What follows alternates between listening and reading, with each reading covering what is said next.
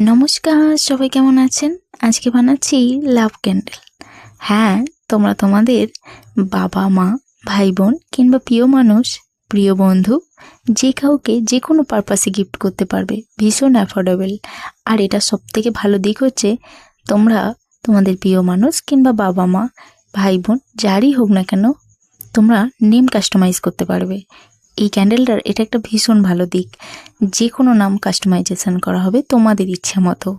তাই ক্যান্ডেলটা অর্ডার করার জন্য ঝটপট স্ক্রিনে দেওয়া নাম্বারে যোগাযোগ করো। আর তোমাদের কেমন লেগেছে অবশ্যই কিন্তু জানিও। ধন্যবাদ সকলকে।